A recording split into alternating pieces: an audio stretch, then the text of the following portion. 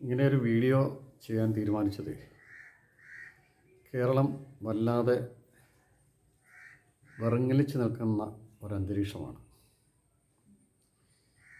കേരളത്തിൻ്റെ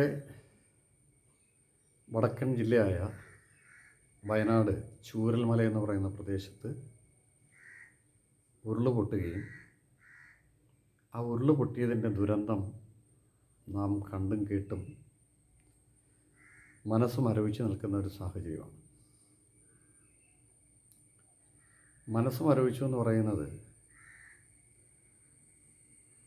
നമ്മുടെ സഹജീവികൾ നൂറുകണക്കിന് ആളുകൾ ഈ കാലാവസ്ഥയുടെ മാറ്റത്തിൽ ഉണ്ടായ ഉരുളുപൊട്ടലിൽ ജീവൻ നഷ്ടപ്പെട്ടു എന്നുള്ളതാണ്. അതൊരു കുടുംബത്തിലുള്ള മുഴുവൻ ആളുകളും, ഭാഗികമായിട്ട് ചില കുടുംബങ്ങളിലെ ആളുകൾ, അങ്ങനെ വിവിധ തരത്തിൽ നൂറുകണക്കിന് ആളുകളുടെ ജീവൻ നമ്മുടെ കേരളത്തിലെ നമ്മുടെ സഹജീവികളുടെ നഷ്ടപ്പെട്ടു പോയി. വീടും അവരുടെ സമ്പാദ്യവുമൊക്കെ നഷ്ടപ്പെട്ടു പോയൊരു സാഹചര്യം ആണ് ഇന്ന് കേരളം കണ്ടുകൊണ്ടിരിക്കുന്ന വാർത്ത. ഈ സമയത്ത് സുമനസ്സുകൾ സ്വാഭാവികമായും തങ്ങളുടെ സഹജീവികളുടെ ഈ ദുരന്തത്തിനോട് ചേർന്ന് നിന്ന് ദുഃഖം എങ്ങനെ ആശ്വസിപ്പിക്കാൻ കഴിയും, എങ്ങനെ സ്വാതന്ത്ര്യപ്പെടുത്താൻ കഴിയും എന്ന് ചിന്തിക്കുന്നത് മനുഷ്യത്വം. ആ മനുഷ്യത്വത്തിൻ്റെ പേരിൽ അവരുടെ കയ്യിൽ എന്തൊക്കെയുണ്ടോ അതെല്ലാം കൊടുത്ത് സഹായിക്കാനും അത് സംഭരിച്ചു കൊടുക്കാനും ഒരുപാട് ആളുകൾ, രാഷ്ട്രീയം, ജാതി, മത ഭേദം അന്യേ അവിടെ ഉണ്ട് എന്നുള്ളത് വളരെ ആശ്വാസകരമായ ഒരു കാര്യമാണ്. ഇവിടെ ജാതിയില്ല, മതമില്ല, നിറമില്ല, വർണ്ണമില്ല, അതുപോലെ തന്നെ രാഷ്ട്രീയമില്ല. ദുരന്തം നേരിട്ട തങ്ങളുടെ സഹജീവി എന്ന നിലയിലാണ് ആളുകൾ സഹായിക്കാൻ മുന്നോട്ട് വന്നത്. അങ്ങനെ മുന്നോട്ട് സഹായിക്കാൻ വന്നവരെ മാനസികമായി പിന്തിരിപ്പിക്കുന്ന ചില കാര്യങ്ങൾ കൂടി നമുക്ക് ചൂണ്ടിക്കാണിക്കാതിരിക്കാൻ കഴിയില്ല. അത് കേരളത്തിൽ 2016 സംഭവിച്ച ഓഖി ദുരന്തത്തിലും ഈ കേരളത്തിൻ്റെ മണ്ണിൽ നിന്നും തൊഴിൽ തേടി വിദേശത്ത് പോയവരും മറ്റിതര സംസ്ഥാനങ്ങളിൽ പണിയെടുക്കുന്നവരും ഒക്കെ തന്നെ അവരുടെ യഥാശക്തി സഹായിച്ചിട്ടുണ്ട്, അതിനൊരു സന്മനസ്സ് കാണിച്ചിട്ടുണ്ട്. അതുപോലെ നമ്മുടെ ഇതര സംസ്ഥാനങ്ങൾ, മറ്റിതര രാജ്യങ്ങളൊക്കെ തന്നെ നമ്മളെ സഹായിക്കാനായിട്ട് സന്നദ്ധത കാണിക്കുകയും സഹായിക്കുകയും ചെയ്തു.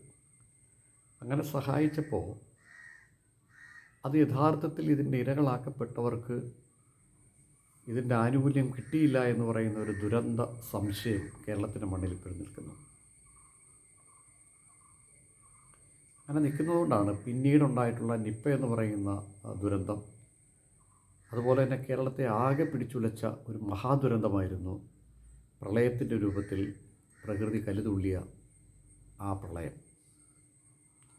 ആ പ്രളയത്തിൽ ഒരുപാട് ആളുകൾക്ക് ജീവഹാനി സംഭവിച്ചു, അവരുടെ സമ്പാദ്യങ്ങൾ നഷ്ടപ്പെട്ടു. അങ്ങനെ വലിയൊരു ദുരന്തം ഉണ്ടായപ്പോഴും ഈ നാടിനെ സ്നേഹിച്ചവർ, സുമനസ്സുകളായിട്ടുള്ള ആളുകൾ സഹായിക്കാനായിട്ട് തയ്യാറായിരുന്നു, സഹായിച്ചു.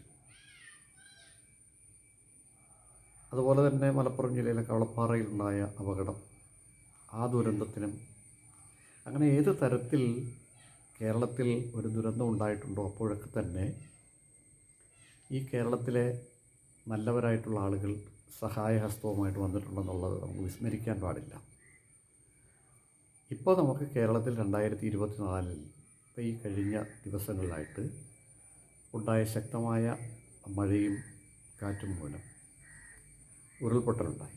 ആ ഉരുൾപൊട്ടലിലൂടെ ഒരു പ്രദേശത്തെ ആകെ തന്നെ ഇല്ലായ്മ ചെയ്തുകൊണ്ട് ജില്ലാ ഭൂപടത്തിൽ നിന്ന് തന്നെ ഇല്ലാതാക്കിക്കൊണ്ട് അത്ര വലിയൊരു ദുരന്തം അവിടെ സംഭവിച്ചു. വീടുകൾ പൂർണ്ണമായി ഇല്ലാതായി, ഒരു പള്ളിക്കൂടത്തിൻ്റെ കുറേയധികം ഭാഗങ്ങൾ പോയി. അങ്ങനെ കല്ലും മണ്ണും ഒക്കെ ചെളിയുമൊക്കെ നിറഞ്ഞ് ഒഴുകി വന്ന കുത്തൊഴുക്കിൽ നൂറുകണക്കിന് ആളുകളാണ് വയനാടിൻ്റെ മണ്ണിൽ ജീവൻ നഷ്ടപ്പെട്ടതും. ജീവിച്ചിരിക്കുന്നവർ അവരുടെ സമ്പാദ്യവും അവർക്കെല്ലാം അവരുടെ സർവസ്വവും നഷ്ടപ്പെട്ടു പോയൊരവസ്ഥയിൽ നമ്മുടെ കേരളത്തിലെ സുമനസ്സുകളായിട്ടുള്ള ആളുകൾ അവരെ ഏത് വിധത്തിൽ സഹായിക്കണം ആ വിധത്തിൽ സഹായിക്കാൻ വേണ്ടി തയ്യാറായിക്കൊണ്ട് മുന്നോട്ട് വന്നപ്പോഴാണ് ആര് സഹായിച്ചാലും അത് മുഖ്യമന്ത്രിയുടെ ദുരിതാശ്വാസ നിധിയിലൂടെ മാത്രമേ പാടുള്ളൂ എന്ന് പറയുന്ന ഒരു പ്രസ്താവന വന്നപ്പോൾ ഇന്നത് കേരളമാകെ ചർച്ച ചെയ്യുകയാണ്. എന്താണ് ചർച്ച? ഓഖി ദുരന്തത്തിൽ കിട്ടിയ സംഭാവന അതിൻ്റെ ഇരകൾക്ക് കൊടുത്തിട്ടില്ല, എന്തുമാത്രം പണമാണ് കിട്ടിയത്, മറ്റ് വസ്തുക്കൾ എന്താണ് കിട്ടിയത്, ആ കിട്ടിയതൊക്കെ വെളിപ്പെടുത്തിക്കൊണ്ട് കിട്ടിയത് മുഴുവൻ അവിടുത്തെ ഇരകൾക്ക് കൊടുത്തു എന്ന് ധൈര്യമായിട്ട് പറയാനായിട്ട് ഈ ഗവൺമെൻറ്റിന് കഴിഞ്ഞിട്ടില്ല. അതുപോലെ തന്നെ നിപ്പ, അതിൻ്റെ ഇരകൾ, പ്രളയത്തിലൊക്കെ വല്ലാത്ത പക്ഷപാതിത്വം കാണിച്ചു എന്നുള്ളത് ഇപ്പോഴും ചർച്ച ചെയ്യപ്പെടുന്നുണ്ട്. വീട് നഷ്ടപ്പെട്ടവർക്ക് 60,000 കൊടുത്തപ്പോൾ 2 നിലയും 3 നിലയുമുള്ള ആളുകളുടെ വീടിന് ചെറിയ നേരിയ തോതിലുള്ള സ്ക്രാച്ച് പോലുള്ള വിള്ളലുകൾ വന്നപ്പോൾ അവർക്ക് 2.5 ലക്ഷം വരെ സഹായം കൊടുക്കുകയും ആകെ തങ്ങൾക്ക് കയറി കിടക്കാനുണ്ടായിരുന്ന ചെറിയ വീടുകൾ, കുടിലുകൾ അതെല്ലാം പൂർണ്ണമായി നശിച്ചപ്പോൾ കേവലം 60,000 രൂപ മാത്രം കൊടുക്കുന്ന പക്ഷപാതിത്വം കാണിച്ചു എന്നതും, ആ സമയത്ത് വിദേശത്തു നിന്നും പരദേശത്തു നിന്നും ഈ സ്വദേശത്തു നിന്നുമൊക്കെ കിട്ടിയിട്ടുള്ള നിരവധി സഹായങ്ങൾ എത്രയാണെന്നും ആ കിട്ടിയ സഹായങ്ങളുടെ അളവ് ഇവിടുത്തെ പൊതുസമൂഹത്തിന്, കേരള സമൂഹത്തിന് ബോധ്യപ്പെടുത്താതിരിക്കുകയും ഇത്തരം ആരോപണങ്ങൾ അടിസ്ഥാനരഹിതമാണ് എന്ന് തെളിവിൻ്റെ അടിസ്ഥാനത്തിൽ നിരത്തിക്കൊണ്ട് പൊതുസമൂഹത്തെ ബോധ്യപ്പെടുത്താനും ഈ ഇടതുപക്ഷ ഗവൺമെൻറ് ശ്രമിച്ചിട്ടില്ല എന്നത് വസ്തുതാപരമായി നമുക്ക് മുമ്പിൽ നിൽക്കുമ്പോഴാണ് ഇപ്പോൾ കേരളത്തിൽ ഇത്തരത്തിലൊരു അതീവ ഗുരുതരമായിട്ടുള്ള ഒരു ദുരന്തം സംഭവിച്ചിരിക്കുന്നത്. ആ ദുരന്തത്തിലും സഹായഹസ്തവുമായി കേരളീയരും വിദേശീയരും മറ്റുള്ള സ്ഥലങ്ങളിലുള്ളവരുമൊക്കെ സഹായിക്കാൻ തയ്യാറായപ്പോൾ അത് മുഖ്യമന്ത്രിയുടെ ദുരിതാശ്വാസ നിധിയിൽ കൂടെ മാത്രമേ പാടുള്ളൂ എന്ന ഒരു നിബന്ധന വെച്ചപ്പോൾ വീണ്ടും ഈ സംഭാവനകൾ യഥാർത്ഥ ഇരകൾക്ക് കിട്ടില്ല എന്ന സംശയം ഈ കേരളത്തിൻ്റെ മണ്ണിൽ ചർച്ച ചെയ്യപ്പെട്ടു തുടങ്ങി. എന്തിനാണ് മുഖ്യമന്ത്രിയുടെ ദുരിതാശ്വാസ നിധിയിലേക്ക് കൊടുക്കാൻ കഴിയുന്നവർ അങ്ങനെ കൊടുക്കട്ടെ, അല്ലാതെ സഹായിക്കാൻ കഴിയുന്നവർ നേരിട്ട് സഹായിക്കട്ടെ, എല്ലാം തങ്ങളിലൂടെ മാത്രം മതിയെന്ന് പറയുന്ന വാശി പിടിക്കുമ്പോൾ ഇരകൾ വീണ്ടും അവരുടെ അർഹതപ്പെട്ടത് ലഭിക്കാതെ വരുന്ന, ആ സഹായം ലഭിക്കാതെ വരുന്നൊരു സാഹചര്യം എന്തിനാണ് ഒരു വാശിപിടുത്തത്തിലൂടെ അതില്ലാതാക്കുന്നത്? ഇതെല്ലാം നമ്മൾ വളരെ ഗൗരവത്തോട് കാണേണ്ട വിഷയമാണ്.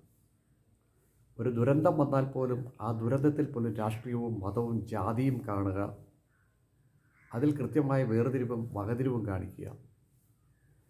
അപ്പോൾ ഇതെല്ലാം നമ്മുടെ കേരളത്തിലെ സാധാരണ ജനങ്ങളെ നന്നായി ബാധിക്കുന്നുണ്ട്. അതുകൊണ്ട് ഇത്തരത്തിലുള്ള സാഹചര്യത്തിൽ സഹായിക്കാൻ മനസ്സുള്ളവർ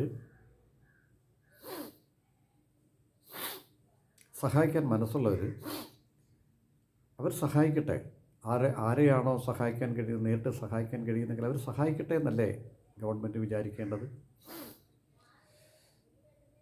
അത് ഗവൺമെൻറ്റിൻ്റെ ഈ പദ്ധതിയിലൂടെ മാത്രമേ ചെയ്യാൻ പാടുള്ളൂ എന്ന് പറയുന്ന ആ ഒരു സ്ഥിതിവിശേഷം വരുമ്പോൾ സ്വാഭാവികമായിട്ടും സഹായിക്കാൻ മനസ്സുള്ളവർ മുൻകാലത്തെ അനുഭവങ്ങൾ ഉണ്ടാകുമെന്ന ആ ഒരു സംശയം അവരിൽ ഉണ്ടായാൽ അവരെ കുറ്റപ്പെടുത്താൻ പറ്റുമോ? അപ്പോൾ തീർച്ചയായിട്ടും ഇതൊരു സുതാര്യമായ മേഖലയാണെന്ന് വെളിപ്പെടുത്താനുള്ള ഉത്തരവാദിത്തം ഗവൺമെൻറ്റിനുണ്ടായിട്ടും അത് വെളിപ്പെടുത്താത്തതിൻ്റെ പേരിൽ ഈ സഹായം ലഭിക്കേണ്ടുന്നവർക്ക് അത് ലഭിക്കാതിരിക്കാനുള്ള സാഹചര്യം സൃഷ്ടിക്കുന്നത് കഷ്ടമാണെന്ന് പറയേണ്ടിയിരിക്കുന്നു. കേരളത്തിലെ ജനങ്ങൾ വളരെ ഗൗരവത്തോടുകൂടി തന്നെ ഈ പ്രതിഷേധം ഉത്തരവാദിത്തപ്പെട്ടവരെ അറിയിക്കേണ്ടതുണ്ട്. അതേത് മാർഗത്തിലാണ് ആ പ്രതിഷേധം അറിയിക്കേണ്ടതെന്ന് വെച്ച് കഴിഞ്ഞാൽ ആ മാർഗം ഉപയോഗിച്ചുകൊണ്ട് കേരള സമൂഹം ഇത്തരത്തിലുള്ള ദുർവാശിയുടെ വക്താക്കളെ ബോധ്യപ്പെടുത്തണം. ഉണ്ടായ ദുരന്തം ആരും മനഃപൂർവ്വം ഉണ്ടാക്കിയതല്ല. പ്രകൃതി വരുത്തിവെച്ച ഈ ദുരന്തത്തിന് ഇരകളാക്കപ്പെട്ടവരും മരണപ്പെട്ടവരും ഉത്തരവാദികളല്ല.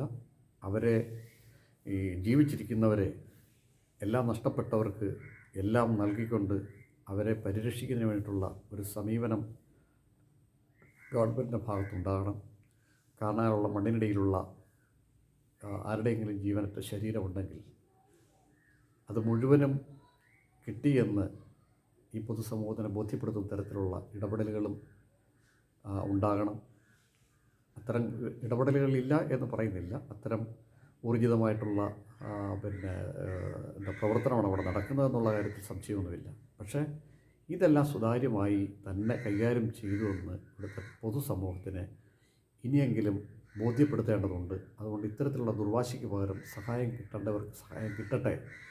അതിന് യാതൊരു തരത്തിലുള്ള തടസ്സവും സൃഷ്ടിക്കാനായിട്ട് ഈ ഗവൺമെൻറ്റോ അല്ലെങ്കിൽ മറ്റേതെങ്കിലും ഉദ്യോഗസ്ഥരോ തയ്യാറല്ല എന്ന് വെളിപ്പെടുത്തിക്കൊണ്ട് അവരുടെ ആവശ്യങ്ങൾ നിറവേറ്റട്ടെ എന്ന് മാത്രമാണ് ഓർമ്മപ്പെടുത്തുന്നത്. ഇത്തരം ദുരന്തങ്ങൾ വരാതിരിക്കുന്നതിന് വേണ്ടിയിട്ടാണ് 2013 മാധവ ഗാഡ്ഗിൽ എന്ന് പറയുന്ന പരിസ്ഥിതി നിരീക്ഷകൻ, പഠന വിദഗ്ധൻ സംഭവിക്കാവുന്ന ദുരന്തങ്ങളെക്കുറിച്ച് മുന്നറിയിപ്പ് കൊടുത്തിട്ടും സാധാരണ ജനങ്ങളുടെ ജീവനും സ്വത്തിനും സംരക്ഷണം കൊടുക്കുന്ന ഗവൺമെൻറ് എന്ന നിലയിൽ ഈ മഴക്കാലത്തിന് മുമ്പ് ഇത്തരം കാര്യങ്ങളെ വിലയിരുത്തിക്കൊണ്ട് പഠിച്ചുകൊണ്ട് മനസ്സിലാക്കിക്കൊണ്ട് ആ ജീവനുകൾ നഷ്ടപ്പെടാതിരിക്കാൻ വേണ്ടിയിട്ട് എന്താണ് ചെയ്യാൻ കഴിയുന്നത് അത് ചെയ്യേണ്ടതായിരുന്നു.